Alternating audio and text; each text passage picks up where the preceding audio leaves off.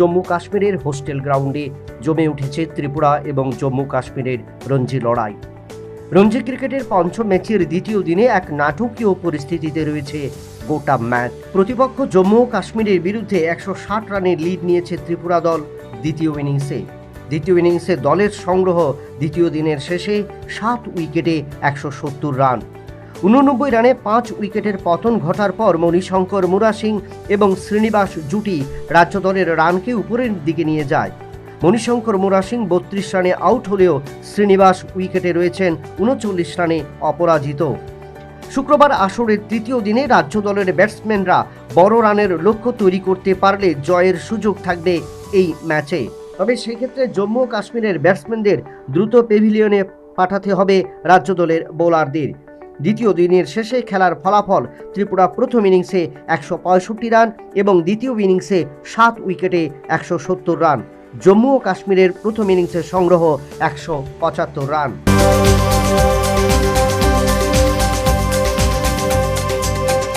চোট সমস্যা কাটিয়ে 360 দিন পর 22 গজে ফিরে চমক দেখালেন ভারতীয় দলের পেস বোলার মোহাম্মদ শামি।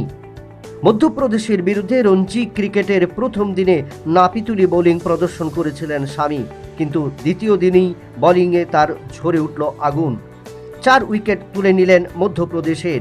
চ্যালেঞ্জ ছুড়ে দিলেন ভারতীয় দলের নির্বাচকদের, যার কারণে 22 নভেম্বর থেকে অস্ট্রেলিয়ার মাটিতে শুরু হওয়া বর্ডার গাভাস্কার সিরিজের আগে দলের অন্তর্ভুক্ত হবার সম্ভাবনা আরও প্রবল হল এই পেস বোলার মোহাম্মদ শামির।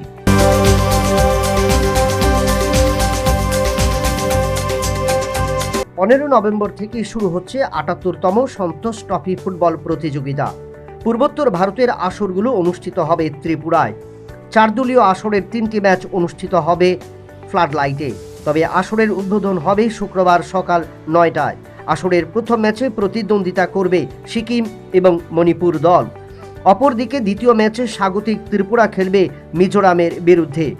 রাজ্যে পৌঁছেই 3টি দল নিজেদের শেষ প্রস্তুতি সেরে নিয়েছে।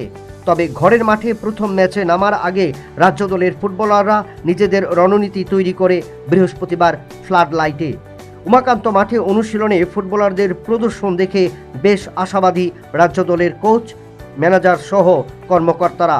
প্রত্যেকেই আশাবাদী মিজোরামের বিরুদ্ধে ভালো ফুটবল প্রদর্শন করবে রাজ্য দলের ফুটবলাররা।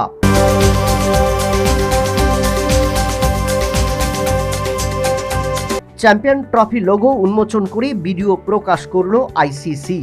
সেখানেই জলজল করে লেখা রয়েছে পাকিস্তানের নাম। ফলে প্রশ্ন উঠতে শুরু করলো, পাকিস্তানের হুমকির মুখে মাথা নত হলো আইসিসির।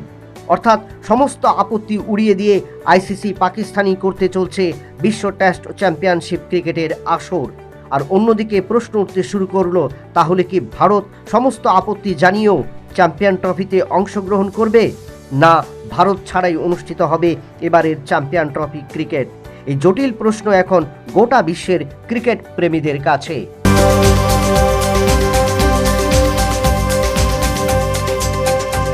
কলকাতার ধনধান্য অডিটোরিয়ামে শুরু হলো Tata Steel Chess India Rapid দাবা প্রতিযোগিতা। প্রথম রাউন্ডে ড্র করলেন বিশ্বের 1 নম্বর দাবাড়ু ম্যাগনাস কার্লসেন এবং ভারতের 1 নম্বর ও লিটল মাস্টার রমেশ বাবু প্রজ্ঞানন্দের ম্যাচটি। লড়াই এতটাই রোমাঞ্চকর ছিল যে দীর্ঘ লড়াইয়ের পর 2 দাবাড়ুই পয়েন্ট ভাগ করে নেন। এদিকে এই আসরকে ঘিরে দাবাড়ুদের মধ্যে ব্যাপক উৎসাহ পরিলক্ষিত হয়। Bureau report, news vanguard.